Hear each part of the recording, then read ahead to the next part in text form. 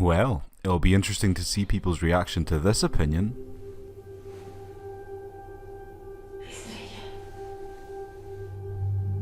¿Mamá?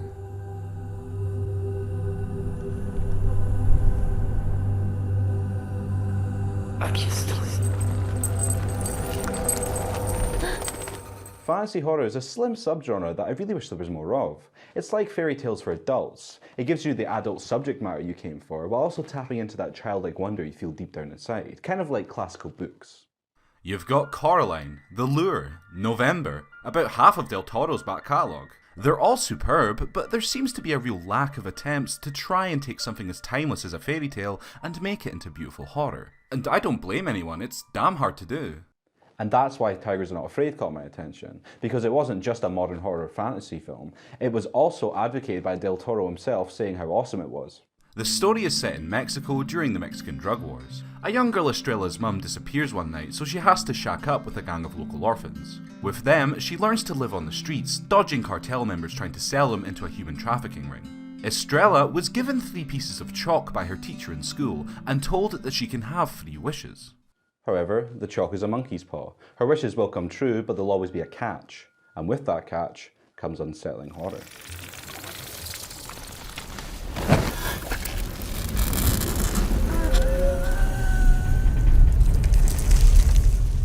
The film's best feature is how unique it is. You don't often see these settings and narratives in a horror film.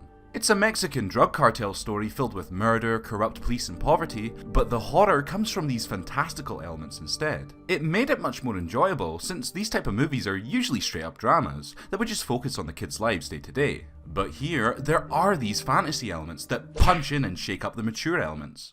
While the real-world cartel stuff is done really well, and so are the horror sequences in the movie too, the way the movie tries to crush them together just isn't so smooth.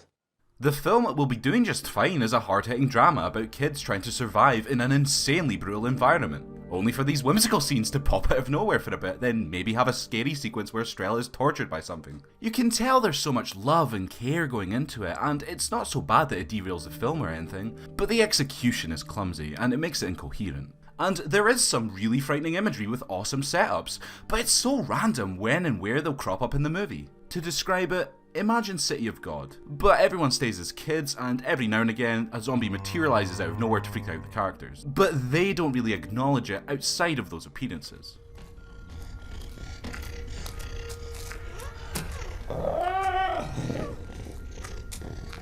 The fantasy part is also just never explained, and usually that wouldn't be a problem, but because of how sloppily integrated it is into the story, it did feel more hollow.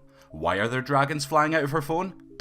I don't know, they just do. Some scenes, it's like the film was trying to be a crime drama and they just CGI'd in random mythical animals afterwards to remind you, oh yeah, this is a horror film too. Look at Pan's Labyrinth. Yes, it was weird and mythical, but it had lore you could follow and understand. Both the real world drama and the fantasy drama had a story to follow. There's none of that here.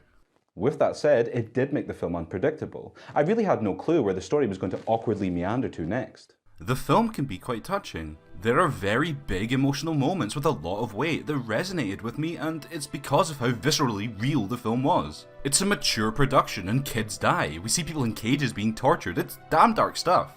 And we're seeing it all through the eyes of this gang of very young children. Debes de tener cuidado, porque esto pica y te sale sangre, ¿vale? Ya no llores. Estrella is really likeable, along with this mute kid named Moro. She's kind and warm, but isn't faultless. She's willing to do bad things to help herself, even if she doesn't want to. It makes her a person and not just a flawless hero. All the kids feel like real children in this movie, and that's a big plus because children in movies can come across really obnoxious or insincere. But here, everyone is on point. The performances are so natural. And then you have Shine. Fuck Shine. Yeah, I said it. I hated this little gimp. Shine is so unlikable. Every scene he's angry, bitter, and constantly whining about something. I understand that he's meant to be this hardened orphan of the street, but he's so relentlessly negative that it was draining. There was finally a scene where he opened up, and I thought, great, so now he'll loosen up and we'll get to see more of a human side to this character, and he'll become more likeable. But no, he immediately goes back to being a little dick all the way to the end. And because he's one half of the heart of the film, it really had a big impact on my investment in the narrative. Thank God for Estrella and Morrow.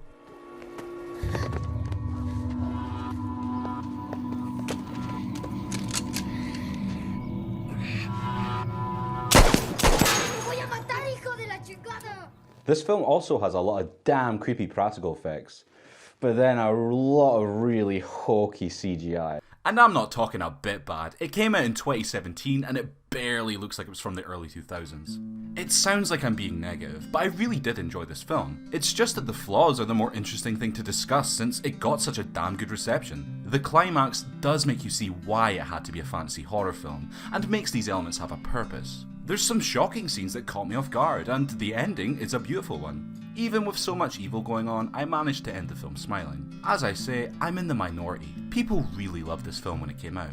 And watching it in the future, maybe it'll hit me why it's so acclaimed and suddenly I'll get it. But I've seen the film twice now, and both times I came away with the same conclusion. It's good, just not great.